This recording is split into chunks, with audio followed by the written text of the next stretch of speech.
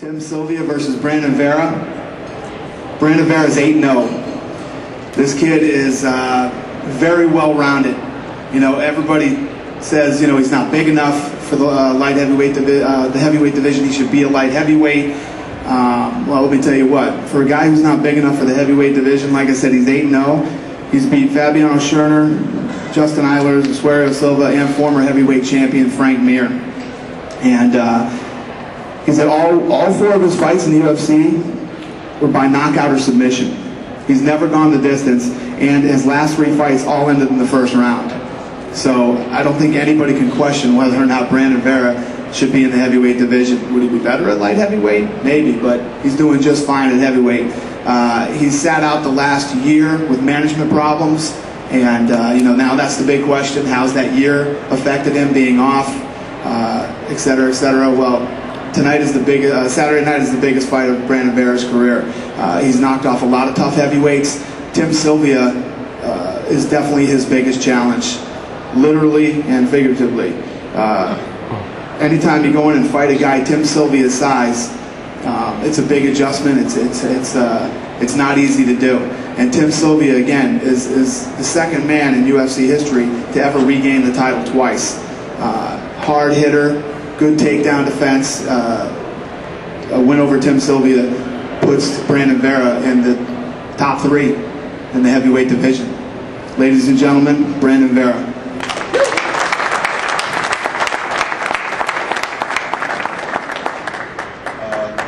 Hello everybody, I'm back in the UFC, very excited to be here. I know a lot of people say that I've been gone for 11 months, it's almost a year. Am I nervous about this fight come Saturday? Of course, I'd be lying if I said no. Is Tim Sylvia my biggest fight? Yes, more ways than one. Am I taking this fight very seriously? Yes, I did a 12-week training camp for this fight. I usually finish all my fights. I train to finish all my fights. Am I guaranteed to finish? No. It's gonna be a good hard fight. The last time I fought somebody 6'8", I lost a split decision to the WKA world champ in Muay Thai. Never got to pay him back, so I owe somebody who's 6'8". So Tim fits the bill. Let's see what happens come Saturday night. Thank you very much. Thanks everybody.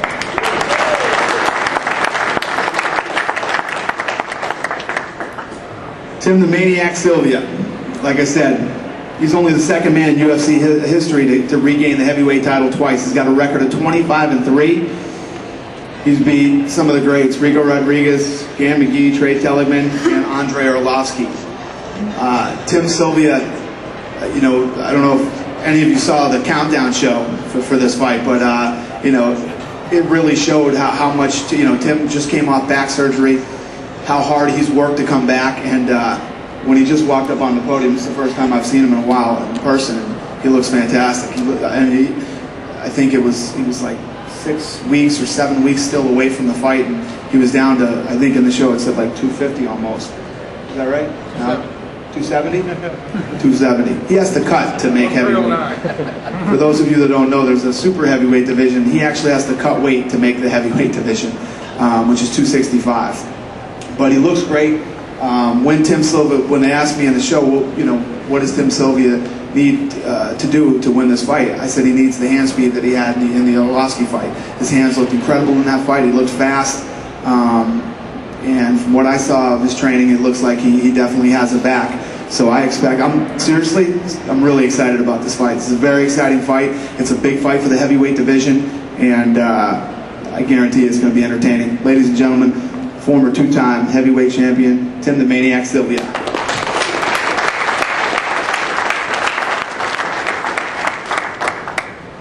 Well, I'm sure there's some of you out there that want to ask, how's it back? It's fine. I wouldn't be here if it wasn't.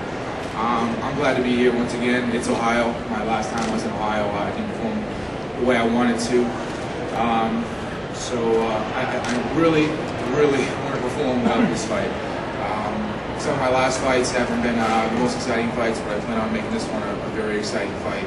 You know, it's funny that Brandon said about fighting a 6'8" guy. The last small guy that I fought kicked my ass, and that was Randy. And it just happened to be here in Ohio, so Brandon fits the bill because he's buff, so we both got a couple of these ones. But nonetheless, Brandon is a badass, great stand-up fighter, good on the ground. It's going to make for an exciting fight. We both want to go out there and bang, and it might hit the ground, it might not, but one of us might hit the ground. Something will happen this night, and it's going to be a good one, so make sure you stay tuned. Don't go pee, don't get a drink of water. Watch this one, all right?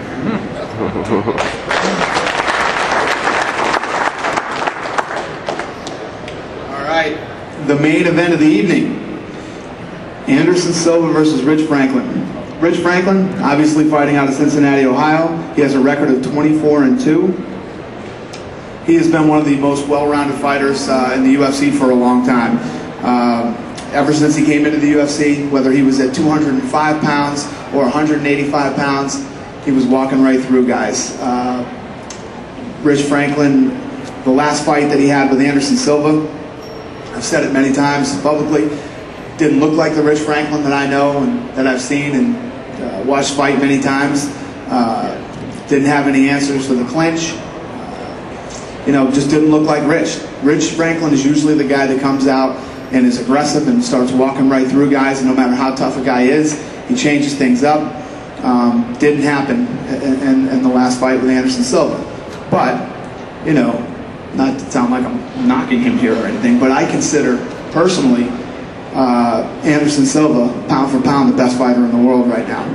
So to lose to Anderson Silva, many people have, and I think this is going to be an amazing fight. I think the real Rich Franklin, he went up into the mountains for training for this fight. He's taking it very serious, and I'm looking forward to seeing the old Rich Franklin back on Saturday night. Ladies and gentlemen, former middleweight champion of the world, Rich Franklin.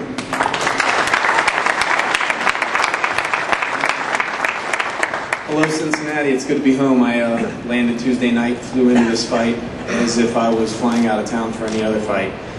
I'll tell you, this is the kind of moments that you dream of when you're a kid, fighting for a championship title in your hometown in front of the hometown crowd. I want to say thanks to Anderson actually for coming to Cincinnati to fight me. And like Dana said, right now he is the pound for pound toughest fighter in the world, and I plan on changing that as of Saturday. I know he came prepared, and I'm coming prepared, so it's going to be a great fight. Don't blink.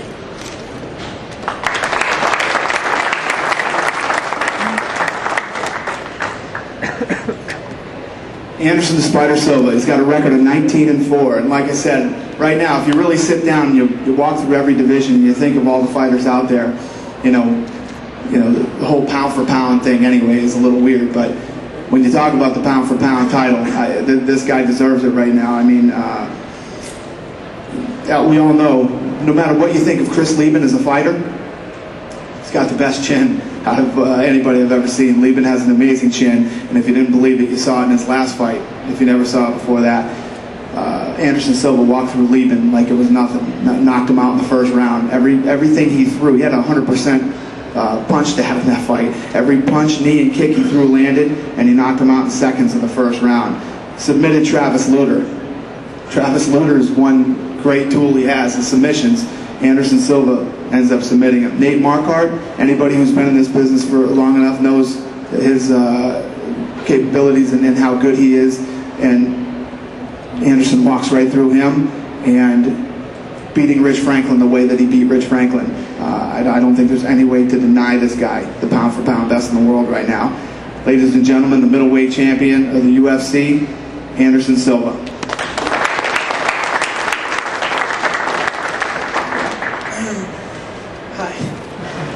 Bom, eu gostaria de agradecer a todos vocês presentes aqui e agradecer ao Rich Franklin por ter me dado a oportunidade quando a gente lutou, de ter lutado pelo título, agradecer ao Ultimate e espero fazer uma boa luta para todos vocês, independente de vitória ou derrota.